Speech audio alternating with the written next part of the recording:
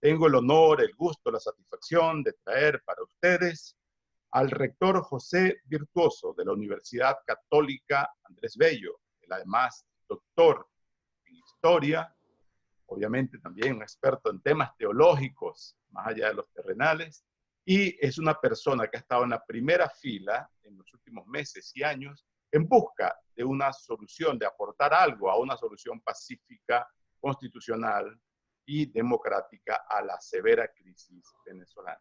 Hola, ¿cómo está, rector? Un abrazo y gracias por acompañarnos. Muchas gracias a ti, Omar, por este espacio y saludos a todos los que nos ven y oyen. Es oportuno conversar con alguien tan informado como usted sobre cuál sería la perspectiva más viable o más posible o más probable que ve para los próximos meses en Venezuela. Entendemos que la Iglesia Católica, que de alguna manera representa una fuerza importante en Venezuela, ha estado mediando, intentando poner frente a frente a posibles actores políticos que ayuden a encontrar una solución. ¿Cómo ha visto usted este proceso y si cree que de verdad el diálogo podría ser una alternativa en Venezuela ahora, visto la radicalización, sobre todo del lado del chavismo? Bueno, yo, como todos los venezolanos, pues he visto la agudización del conflicto político en Venezuela, especialmente en este último semestre. Una agudización que tiene que ver fundamentalmente con el empeño del gobierno de Maduro en terminar de despachar, de sacar de un lado a lo que son las fuerzas de oposición. Para ello, pues se ha organizado un proceso electoral que a todas luces, pues lo que tiene cantado el resultado final. Y el resultado final no es otro que una Asamblea Nacional controlada totalmente por las fuerzas leales al gobierno de Maduro. Es una asamblea controlada fundamentalmente por el partido de gobierno, que es el PSV. Eh, un escenario político en donde además se ha buscado sacar de juego a los principales partidos políticos de oposición. Es decir, no solamente sería una Asamblea Nacional controlada por el PSV, en el sentido leal al gobierno, sino también un escenario, un entorno político en donde las principales fuerzas de oposición quedan prácticamente o fraccionadas o divididas o destruidas, como lo quieras ver, porque al lado de eso ha habido la intervención de los principales partidos de la vida venezolana. Amén incluso de otros partidos también vinculados al gobierno, como por ejemplo el PPT y algún otro también del gobierno o vinculado al gobierno que también se han intervenido. Entonces, bueno, es un escenario en donde el gobierno ha buscado fundamentalmente consolidarse en el poder, garantizar su espacio de poder, destruyendo a la oposición. Entonces, en ese sentido, el conflicto pues se ha agudizado, la búsqueda, como bien dices tú, de una salida democrática, pacífica, negociada por la vía electoral, pues prácticamente se ha mandado de un lado, no han valido ni siquiera los esfuerzos hechos por la Unión Europea, bueno, para postergar y buscar,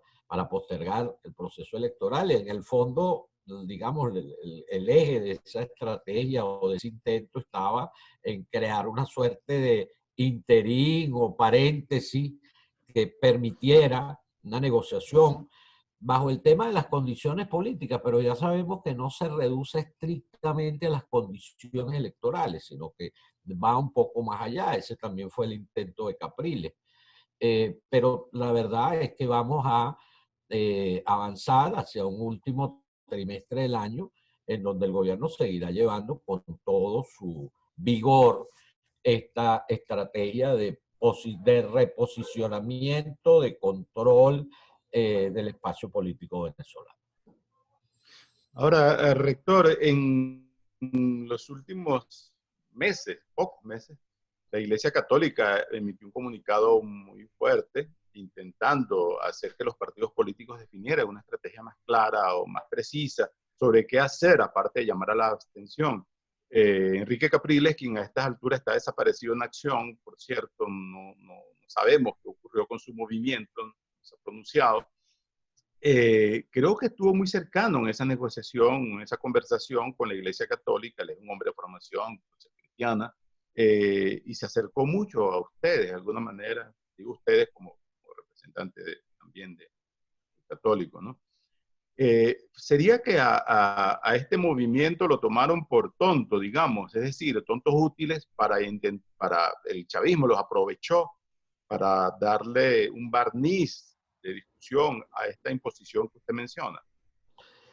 Bueno, pero fíjate tú que a la final no resultó. Yo creo que hubo un llamado muy válido de la jerarquía de la Iglesia Católica, llamando, bueno, a algo que estaba un poco sobre la mesa, ¿no? No basta con abstenerse ante este escenario, ya sabemos, pues, los partidos agrupados en torno al presidente Guaidó, eh, bueno, manifestaron pues públicamente su decisión de no participar en el proceso electoral por calificarlo de fraudulento.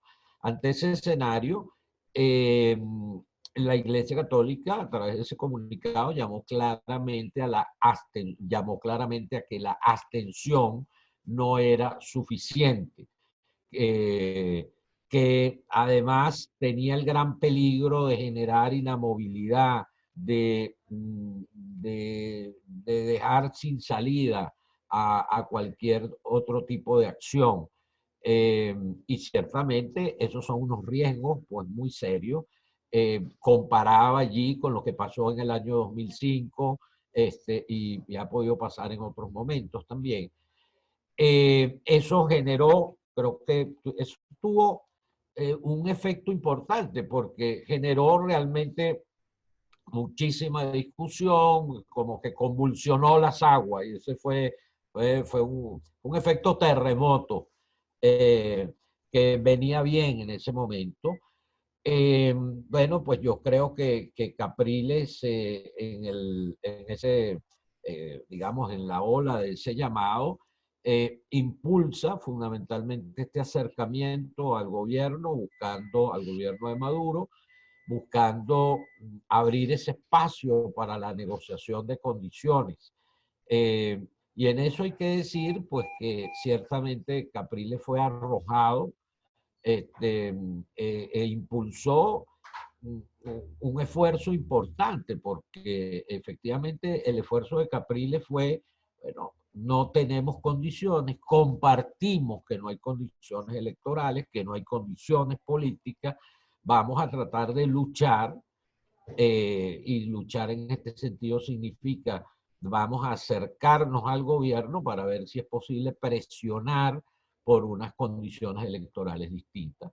En ese sentido, también, evidentemente, eso coincide, no sé si fue buscado por él, ya no me puedo colocar en ese plano detectivesco, pero evidentemente que coincide con el movimiento de Borrell y de la Unión Europea, o de Borrell en el marco de su representación de la Unión Europea, para mandar esta comisión que iba a incidir en eso. Entonces, una de las cosas que ha pasado es que no se puede decir que es que la oposición venezolana se ha cerrado totalmente a la posibilidad, incluso en medio de este contexto de tranca o de cerrazón por parte del gobierno, a buscar un escenario distinto. Es decir, si algo se ha intentado es tratar de construir un escenario distinto. Bueno, el gobierno simplemente tenía muy claramente establecida su estrategia. Yo creo que mm, eh, eh, quizás el gobierno pensó que podría ganar tiempo, que podría aprovecharse de esa situación de alguna manera, pero el hecho claro que queda al final como resultado es, bueno, el gobierno se ha tenido tercamente en su posición y aquellos esfuerzos que han ido en la dirección de tratar de generar condiciones distintas, pues no se han logrado, ni siquiera por el esfuerzo internacional, ni por el propio esfuerzo interno de un sector de oposición encabezado por Capriles. Ahora, esta crisis política se agudizó cuando el gobierno desconoció el resultado de las elecciones legislativas del 2015, o no acató, no aceptó esta decisión de la gente, del votante, de poner a la oposición como mayoría absoluta en el Parlamento. Esta crisis entonces se va a agravar en los próximos meses, considerando que ahora ni siquiera aunque hubieran querido participar estos partidos políticos lo hubieran podido hacer porque están deslegitimados a los ojos de la justicia chavista, justicia entre comillas, y están inhabilitados sus principales líderes históricos. Entonces lo que viene para Venezuela es una mayor crisis en todos los sentidos, considerando que todos los analistas coinciden en que la única forma es de enfrentar la grave tragedia social y económica que viven los venezolanos es comenzando por un cambio político que a todas luces no aparece en el escenario. A todas luces no aparece en el escenario. Creo que nos queda un trimestre y en ese trimestre pues es obvio y clara la decisión del gobierno de Maduro. Maduro ha privilegiado frente a cualquier necesidad de legitimación en el ámbito internacional, pues Maduro ha privilegiado el mantenimiento, el reposicionamiento y el control del poder internamente. Eso evidentemente genera pues mucho más crisis y genera mucho más crisis no solamente por un conflicto entre actores políticos, genera mucho más crisis porque en el fondo, ¿qué es lo que está? Bueno, un país que se hace cada vez más invivible, un país en donde se profundiza la tragedia de los venezolanos, un país en donde para echar gasolina, pues tienes que pasarte varios días en cola, en el mejor de los momentos, cuando se logra, cuando logran traer gasolina de Irán. Pero un país sin gasolina, un país sin electricidad, un país sin petróleo, un país sin los servicios básicos, un país, bueno, en un proceso inflacionario que destruye cualquier posibilidad de condiciones de vida mínimamente aceptables, etcétera, etcétera. Entonces, un gobierno y una institucionalidad rescatada es lo que permitiría que un gobierno democrático y una institucionalidad rescatada, o al menos un proceso de transición a la democracia,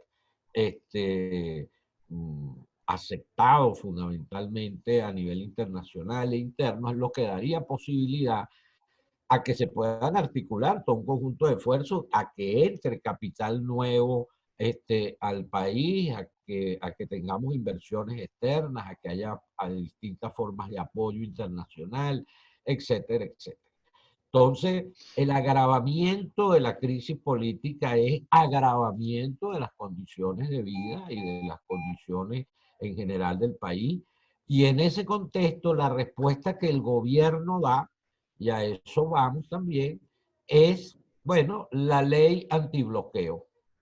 Esta ley antibloqueo que ha sido incluso cuestionada por importantes voceros del chavismo, de voceros del chavismo que pertenecen incluso al gobierno de Maduro o que son del entorno de Maduro y voceros del chavismo que han roto con Maduro. Había un cuestionamiento y había un cuestionamiento de esa ley por inconstitucional. ¿Y qué es lo que tiene de inconstitucionalidad esa ley?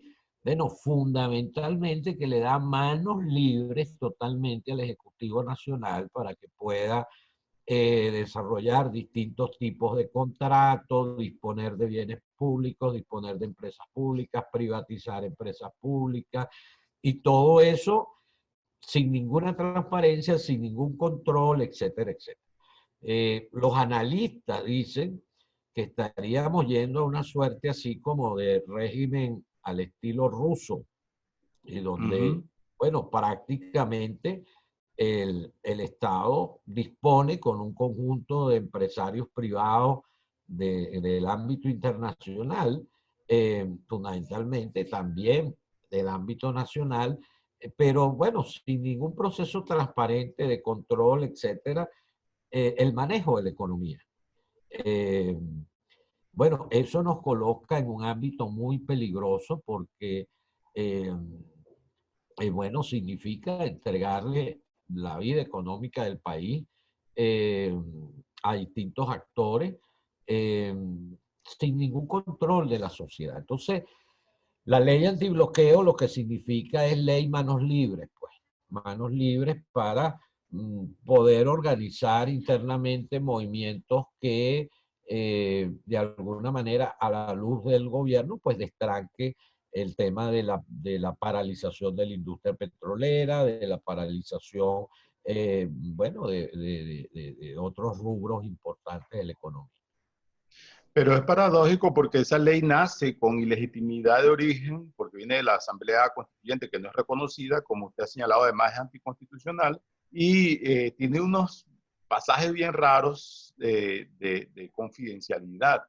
Es decir, paradójicamente será más difícil rescatar la economía e invertir en ese contexto, ¿no le parece? Por supuesto, por supuesto. Entonces, claro, por eso es que decimos que a medida que se agrava el conflicto político, se agrava la situación del país, porque eh, las reacciones y acciones que va emprendiendo el gobierno de Maduro en el Estado venezolano, pues no hacen más que en este contexto, buscando posicionarse en el poder, controlar el poder, bueno, pues terminar o continuar en este proceso acelerado de destrucción nacional. Ese es el contexto, pues, en el que lamentablemente estamos. Rector, usted, entre los muchos estudios que tiene, además es doctor en las ideas sobre temas de ideas políticas de Venezuela. Considerando su formación académica y la evaluación de las evidencias, como las que hemos mencionado, ¿qué clase de gobierno es este? ¿A dónde va esto?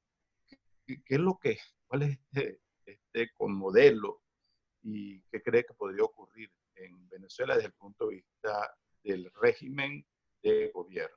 ¿Más totalitarismo, autoritarismo, hegemonía, Sí, agotamiento? yo, digamos, en términos generales, es verdad que cada vez menos es una definición politológica o científicamente aceptada eh, de manera, pues, rígida en las ciencias políticas. Eh, en el lenguaje llano, y para que nos podamos entender, a mi manera de ver, pues claramente esto es una dictadura. Eh, eh, Hay una transición a la dictadura, a la muerte, digamos, cuando Chávez teníamos una suerte de autoritarismo competitivo que cada vez se fue haciendo más autoritarismo y menos competitivo. Mm. A la muerte de Chávez, eh, Maduro, que no contaba con la popularidad y la fortaleza carismática y el liderazgo de Chávez, y a la vez empezó todo el tema de la merma de entrada de los recursos petroleros.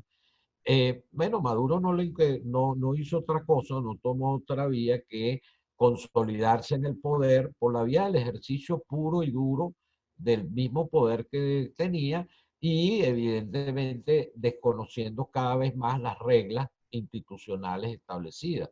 Entonces cada vez se fueron cerrando más los espacios democráticos, cada vez se fueron más produciendo diversas violaciones abiertas a los derechos humanos y por supuesto pues se fue estructurando esa dictadura en manos pues de un grupo muy concreto, una élite o de una coalición gobernante muy determinada. Entonces, el modo de ejercer el poder, el modo de dirigir el Estado, cada vez más tiene esos clarísimos rasgos de dictadura. Ahora, es una dictadura ciertamente totalitaria. Se intenta meter a todo el mundo en medio de una corriente o en medio de una forma de pensamiento. Elimina pues prácticamente los distintos espacios de libertad de pensamiento, de libertad de conciencia, de libertad de actuación. Hay una suerte de monolitismo ideológico además. Eh, y por supuesto hay una alineación clara, bueno, con la égida cubana. Es decir, yo creo que la relación Maduro-La Habana es pues sumamente clara y evidente y marca, digamos, la orientación ideológica del gobierno. Y además, desde el punto de vista antiimperialista y utilizando todo el tema del antiimperialismo, bueno, pues le ha llevado también a aliarse del antiimperialismo norteamericano, le ha llevado a aliarse con todos los enemigos de Estados Unidos, con Irán, con Rusia, con China, etcétera. Entonces, bueno, pues yo diría, es una dictadura pues, de corte totalitario, monolítica ideológicamente, alineada a la égida de Cuba y, por supuesto, de los grandes competidores de Estados Unidos en el ámbito geopolítico mundial. Ese, Cuba vendría siendo la Unión Soviética y Venezuela vendría siendo uno de los países del eje oriental, de Europa bueno, Oriental, haciendo una... el cómo se conforma ese conglomerado realmente creo que hay que estudiarlo, porque resulta que Cuba, Rusia jugaba el papel del gran eje aglutinador, bueno, porque era una potencia con toda una serie de recursos. Cuba sigue siendo un país muy pobre, que estamos bajo su égida ideológica, pero sin embargo seguimos siendo suministradores de servicios y de importantes aportes económicos, aún en medio de nuestra crisis, a Cuba, ¿no? Entonces, pero bueno, creo que hay que ver esa égida Cuba, La Habana, perdón, La Habana, Venezuela o La Habana, Maduro y Irán, China, Rusia, etcétera, como eh, ese ámbito pues de actuación. Eh, Ahora, ajá, diga usted es el que me entrevista. no, no, que quería pasar por un tema fundamental, conversando con usted, pues, una persona que tiene una función, una labor social histórica en Venezuela de muchos años, no solo como sacerdote jesuita, sino del Centro Gumilla, de la propia universidad.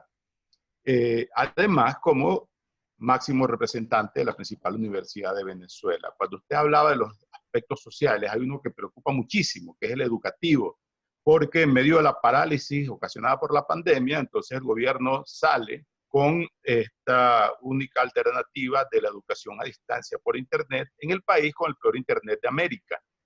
¿Qué clase de estudiantes están formando en Venezuela ahora y cuál va a ser el impacto generacional de toda esta situación? Más allá de la educación, también la gente de Cáritas ha hecho un gran trabajo y ha documentado cómo desde el punto de vista ya del hambre, de la desnutrición, Venezuela está sufriendo una tragedia social equivalente a la que hubiera dejado una guerra o un desastre natural de gran escala.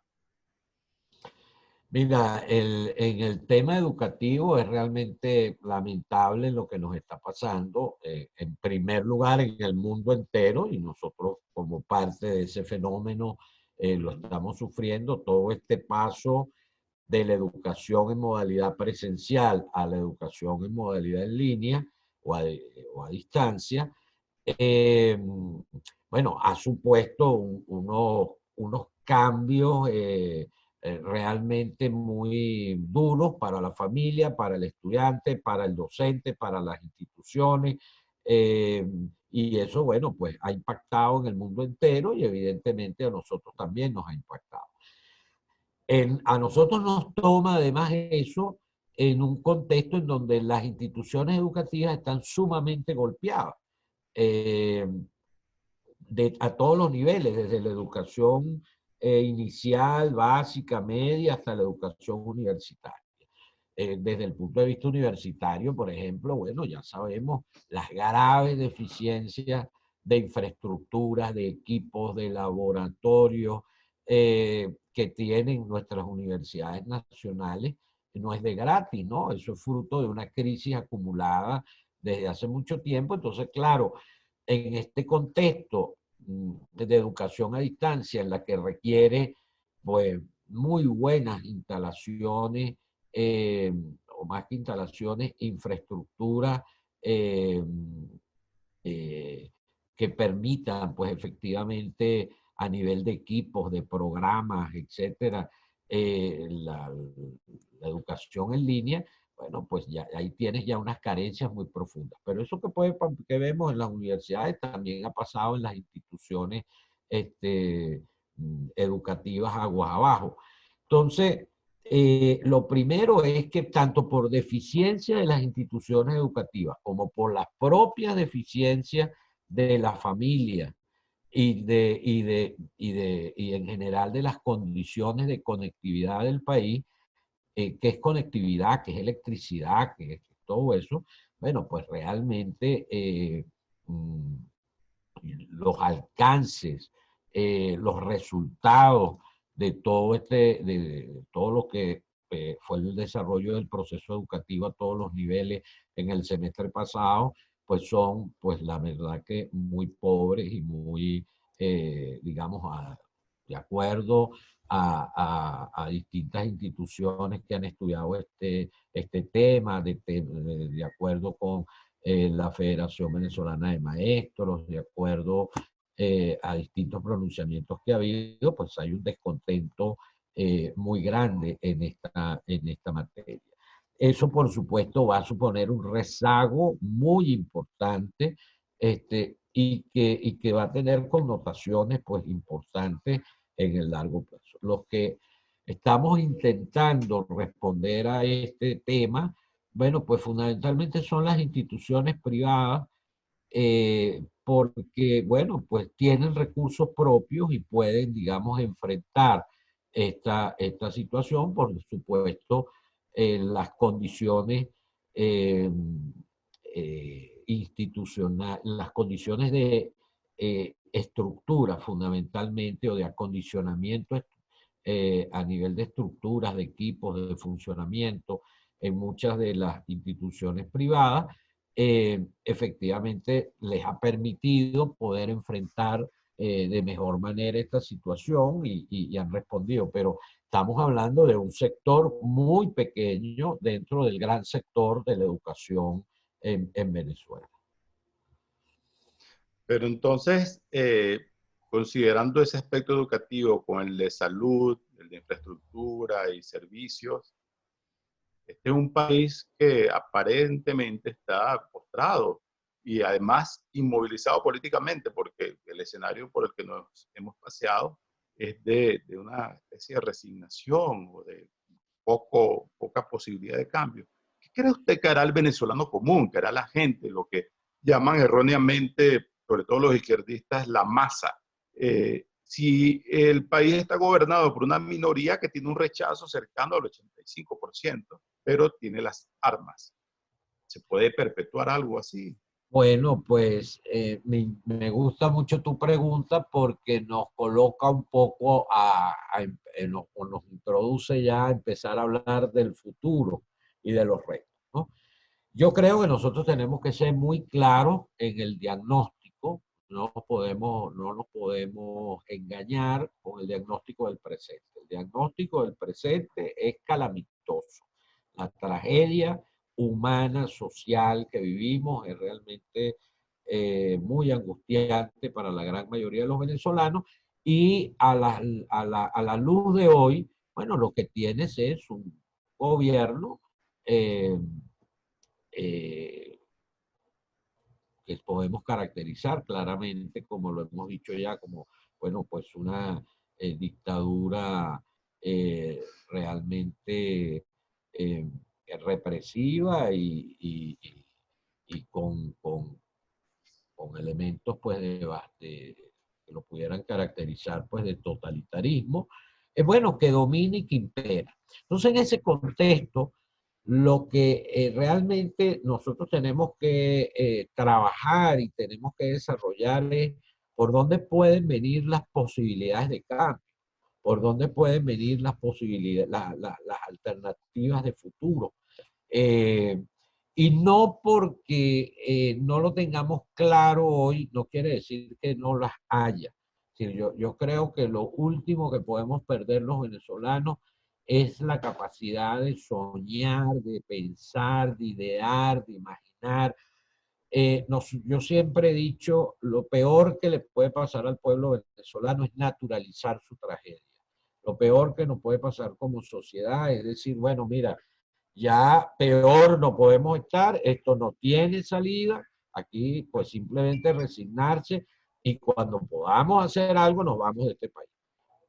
Bueno, creo que el día que eso nos pase como sociedad, se perpetuó la dominación, se perpetuó la dictadura, pues en manos de este gobierno o de quien venga, y evidentemente eso no puede ser. Yo considero que todavía en el país hay mucha energía, mucho entusiasmo, eh, hay mucha resistencia interna, moral, de personas, de grupos, de instituciones.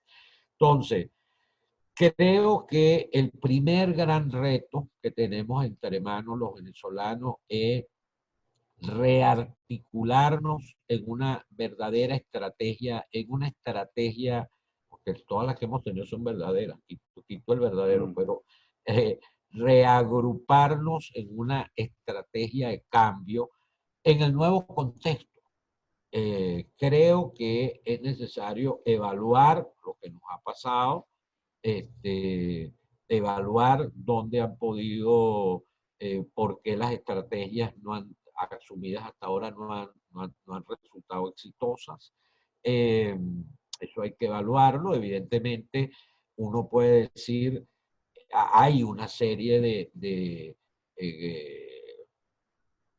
causas que provienen bueno, del monstruo que estás enfrentando, pero también tendrías que preguntarte de este lado, efectivamente, qué es lo que no hemos hecho bien, qué es lo que no nos hemos planteado adecuadamente, en dónde hemos errado en el cálculo.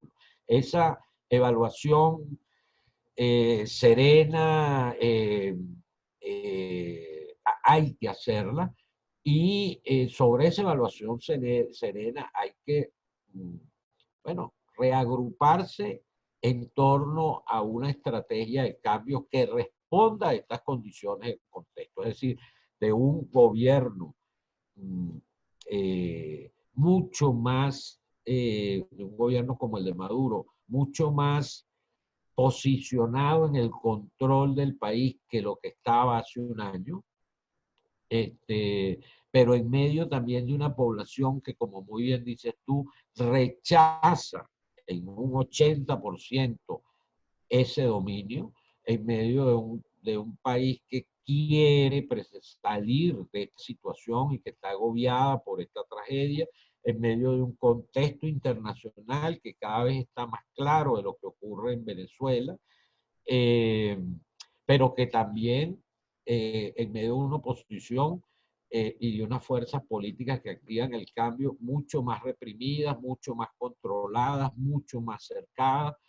Entonces, bueno, en este contexto, en estas nuevas coordenadas, digámoslo así, cómo agrupar, cómo reorientar esa estrategia para el cambio. Considerando que usted es una persona muy respetada y muy conocida en el ámbito de la oposición venezolana, lo que usted acaba de decir sin duda es muy preocupante y muy cierto, porque en medio de este fortalecimiento del chavismo tenemos una oposición fragmentada, debilitada, aparentemente medio perdida, extraviada. Usted podría ser una especie de intermediador para intentar que esta gente se siente de nuevo, se consolide eh, otra vez una unión allí como la que existió en el pasado, que fue determinante para mover la situación en Venezuela, o cree que los egos y las posiciones personales, individualistas, de al menos la oposición política organizada, impiden ahora llegar a acuerdos mínimos necesarios para intentar impulsar una transición desde el punto de vista de la oposición, quiero decir? Sí, sí, yo creo que ese proceso está en marcha, es decir, creo que hay que transmitir en general al mundo, hay que transmitir a los venezolanos en general, bueno, que esta experiencia de confrontación al interior de la oposición, esta dispersión de fuerzas, esta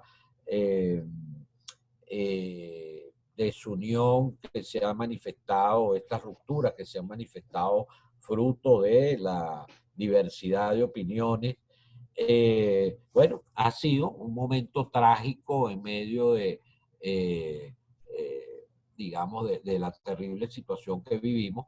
Sin embargo, creo que hay que transmitir pues con firmeza que sí hay movimientos en esa dirección. Es decir, yo sí creo que tanto el sector que lideriza el presidente Guaidó, hay pues un esfuerzo por comprender la situación actual y comprender también los puntos de vista de actores como Capriles, incluso de actores como María Corina, incluso actores como, que no hay que dejarlos de lado, actores dentro del chavismo que también se sienten de oposición. Porque hay que decir que también la oposición va creciendo. Hay oposición incluso hasta dentro del gobierno del propio Maduro.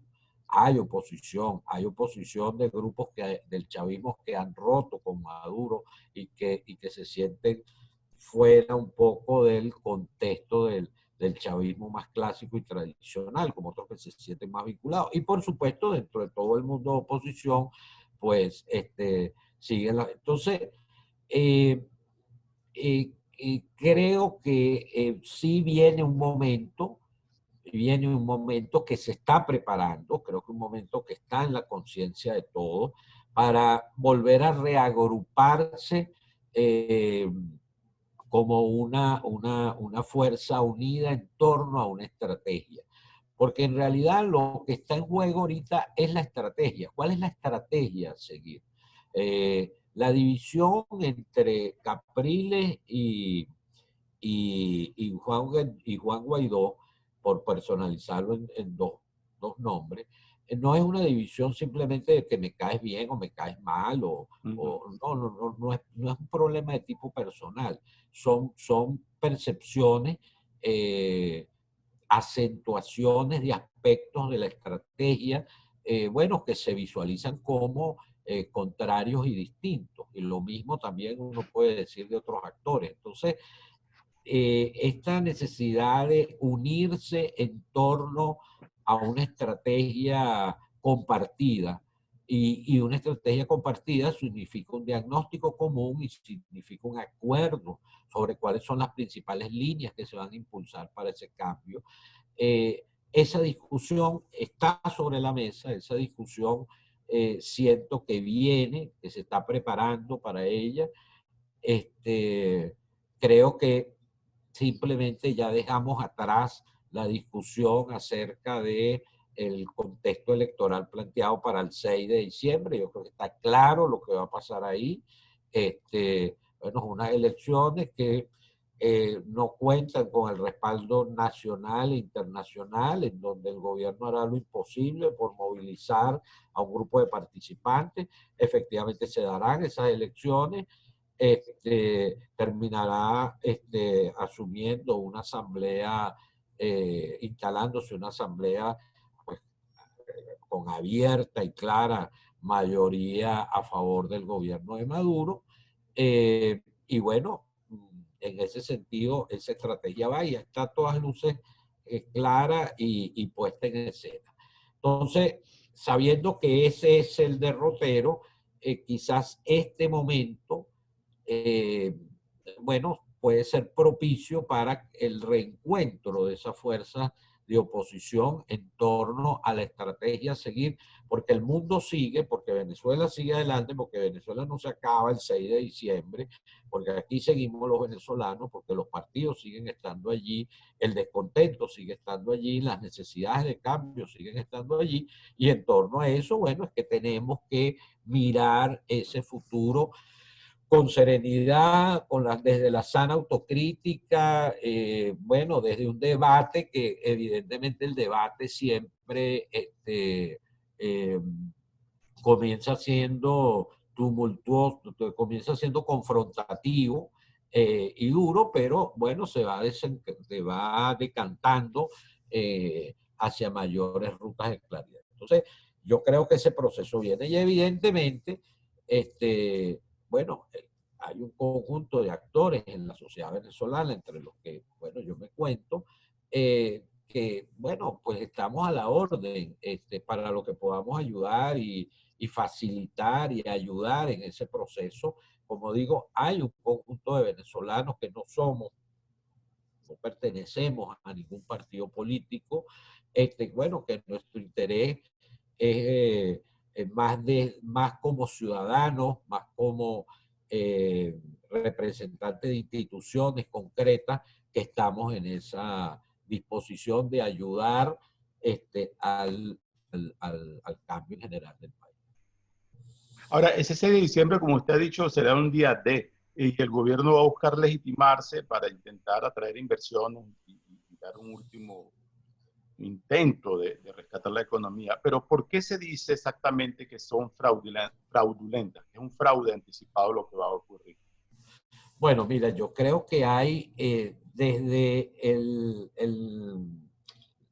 desde el mismo momento en que se trunca el acuerdo para que efectivamente el Consejo Nacional Electoral fuera designado, escogido por los métodos que establece la ley y la Constitución a través de la Asamblea Nacional, estaba funcionando esa instancia que agrupaba actores del chavismo o actores más vinculados al chavismo con actores de oposición para que conjuntamente allí se desarrollara el proceso de nominación de candidatos, estudio de candidatura, y bueno, llegar incluso a postular entonces en consenso esos miembros del CNE. En el momento en que se saca abruptamente de esa instancia la decisión de la designación del CNE y se lleva al Tribunal Supremo de Justicia, nombrando allí, pues, arbitrariamente, según la decisión de esos magistrados, quienes debían ser los electores, los miembros del CNE. Ya en ese momento desequilibraste totalmente el proceso, porque, bueno, estás creando un órgano rector del proceso electoral eh, que evidentemente representa, es un sector político, no representa, porque ¿cuál es la esencia de un órgano electoral? Que realmente goce de la confiabilidad del pueblo venezolano porque tiene unas condiciones determinadas. entre todas las fuerzas políticas y que goce del consenso de todas las fuerzas políticas, bueno, es porque se ven allí representados, porque sienten que es un órgano que efectivamente puede, está en condiciones efectivamente de poder garantizar los resultados de la expresión de la voluntad popular. Eh, bueno, todo eso queda profundamente en duda, en crisis, etcétera, con esta designación. Pero luego vienen además todo un conjunto de decisiones que acompañan esa primera gran decisión, que es, bueno, al Consejo Nacional Electoral se le asigna en la misma sentencia en que se designan, sí, la sentencia en la que se designan, se le asigna una serie de funciones para cambiar la ley en cuanto a la composición del número de miembros. Bueno, se le asignan, se le dan una serie de competencias para cambiar la ley. Ellos toman esa competencia y cambian el número de diputados de una manera no explicada para nada. Cambian también otro conjunto de reglas allá adentro que efectivamente eh, bueno, no garantizan efectivamente o crean una serie de condiciones en donde la intención última es precisamente poder garantizar ese control electoral. Pero además se toman otras decisiones de índole político, como fue, por ejemplo, la intervención de los partidos políticos, que ya, bueno, allí ya te sacan de juego todo un conjunto de actores en esas condiciones. Entonces, bueno, desde la manera como se conforma el CNE, las decisiones que luego toma ese CNE, las decisiones políticas sobre los actores que van a intervenir, bueno, es una larga cadena que efectivamente no garantizan ese proceso electoral. Rector, uno de los reproches que se le ha hecho a la oposición organizada, a los partidos políticos, es que han puesto muchas fichas en el apoyo internacional a este movimiento y han dejado de lado el trabajo o no han hecho lo suficiente internamente. Claro, hay que considerar que en Venezuela no hay gasolina, no hay dinero, partidos políticos para desplazarse, no hay medios de comunicación masivos y eso dificulta las cosas.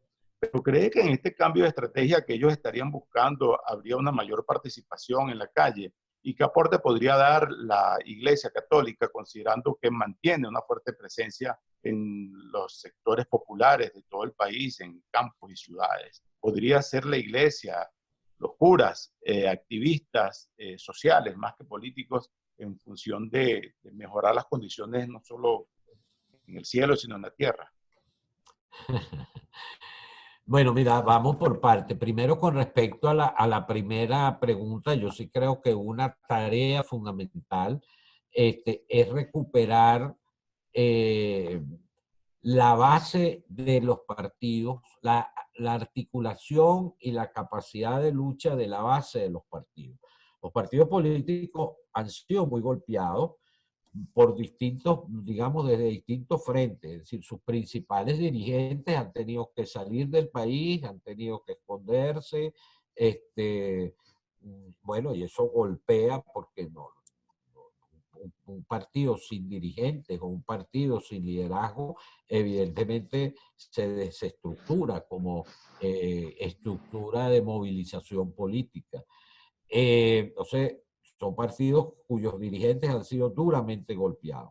Son partidos, además, cuya capacidad de acción también ha sido muy golpeada, porque, bueno, todas las estructuras de control del Estado sobre la población civil y los actos de protesta, manifestación, movilización, digámosle en términos generales, de oposición son duramente reprimidos en los sectores populares. Bueno, olvídate de promover muchos actos proselitistas contra el gobierno porque, bueno, hay estructuras encargadas allí de precisamente evitar eso.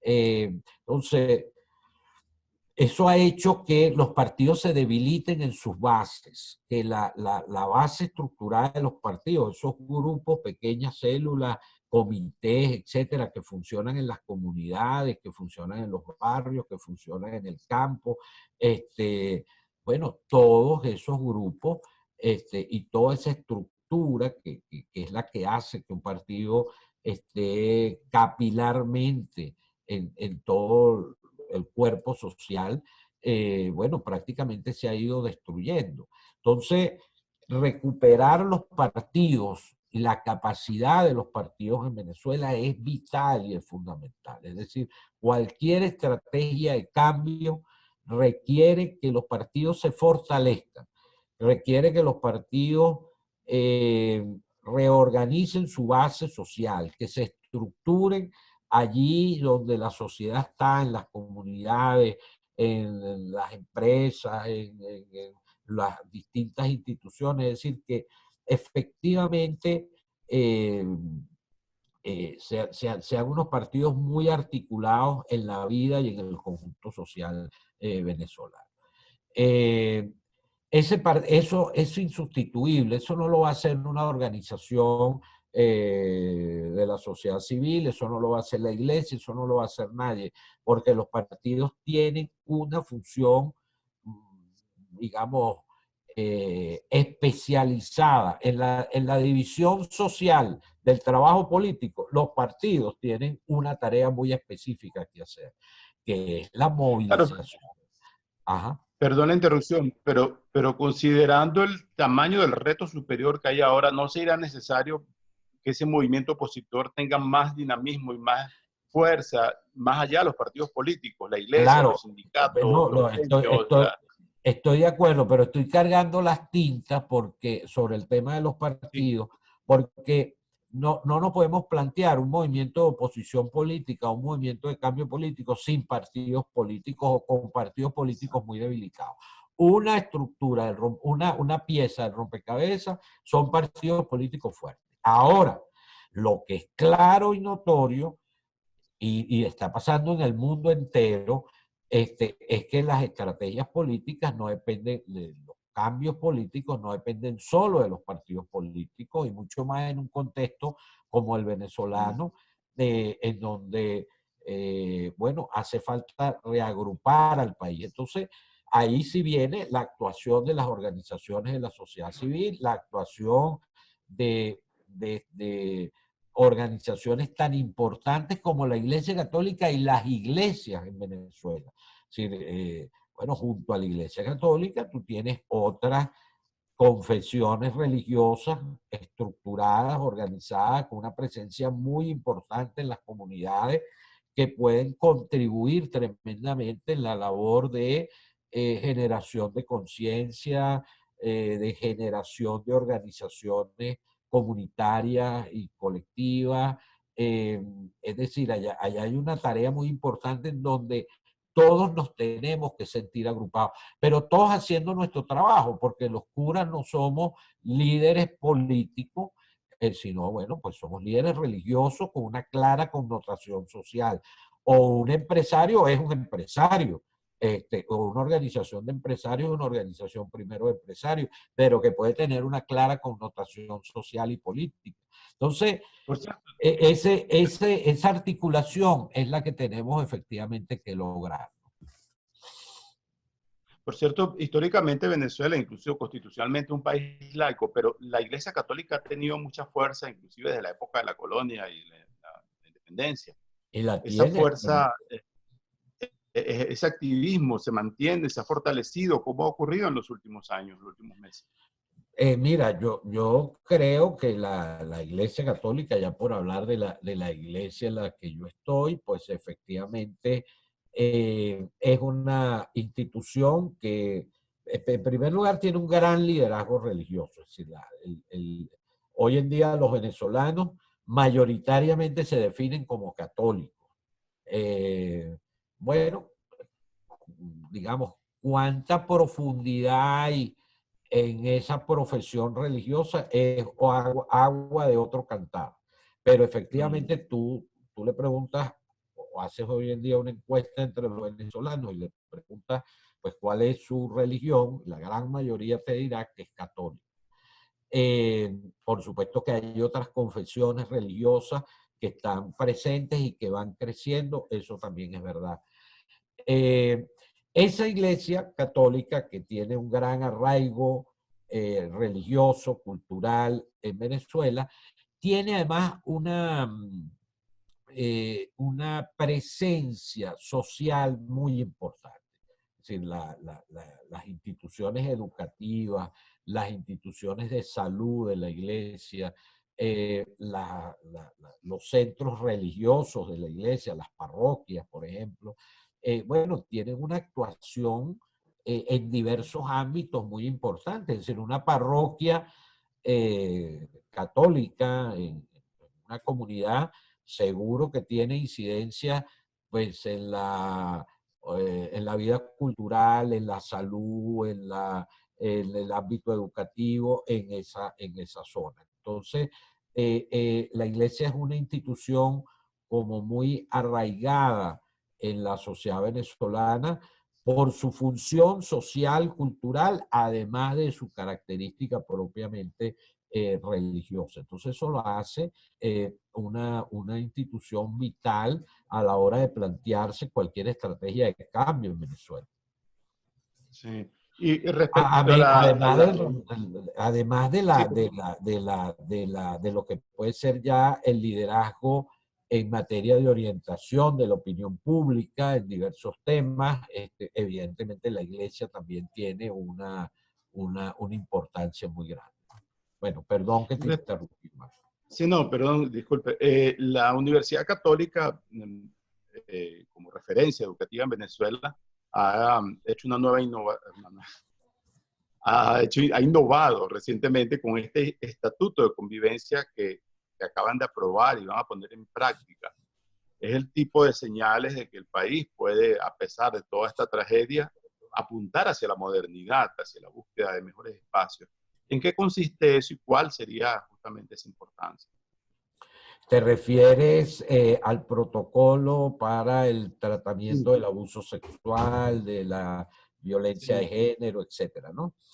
Sí, sí. sí, yo creo que es un tema que hemos venido trabajando desde hace tiempo, eh, en el que efectivamente vemos cómo cada vez más eh, hay que resguardar en los espacios de convivencia pública, hay que resguardar el buen trato, el respeto a los otros, la inclusión como algo fundamental. Es decir, el tema de la cultura democrática no es solamente un tema de profesión ideológica y que se ciñe a unos contenidos políticos estrictamente. La democracia es una cultura de vida, la democracia y la libertad son son un modo de vivir. Eh, la mejor expresión de una sociedad que se escucha, que quiere actuar colectivamente, es el respeto, es el resguardo, es la tolerancia, es el cuidado de los otros. Y en ese sentido hemos construido este protocolo. Este protocolo, bueno, porque bien sabemos que en nuestras sociedades el machismo suele seguir siendo una agresión brutal contra nuestras mujeres. Eh, la falta de respeto, la falta de la vista de la mujer como un objeto sexual, eh, el aprovechamiento de distintas formas de poder para la agresión a la mujer. Eh, bueno, pues realmente hay que extirparlos de nuestro modo de comportamiento. Entonces, bueno, como todas estas prácticas son prácticas muy acentuadas dentro del comportamiento social, de nuestros pueblos en general, bueno, hay que crear mecanismos que permitan estar vigilantes, que permitan prevenir, que permitan actuar rápido, y en ese sentido, pues, hemos dado el paso adelante con este protocolo, que como digo, hay que verlo como un esfuerzo en esta dirección. ¿No? Padre, para cerrar, después de aquel diagnóstico del comienzo de esta conversación, me recuerda en la práctica médica donde es importante decir al paciente el grado de su enfermedad para que, digamos, adopte prácticas de cambio de condiciones de vida y de actitud para poder mejorar. En el caso de Venezuela, ¿qué cree usted que nos va a salvar? ¿La fe o la acción? ¿La espera del mesianismo, de alguien que venga a resolvernos los problemas o la acción colectiva? ¿Y qué podemos esperar en este sentido para la posibilidad de un cambio? ¿O todavía vamos a permanecer en estos sepulcros de los infiernos antes de poder resucitar? Mira, yo creo que lo que nos hace mucha falta es la búsqueda de la acción colectiva. Eh, yo creo que el cambio no se lo regalan a nadie.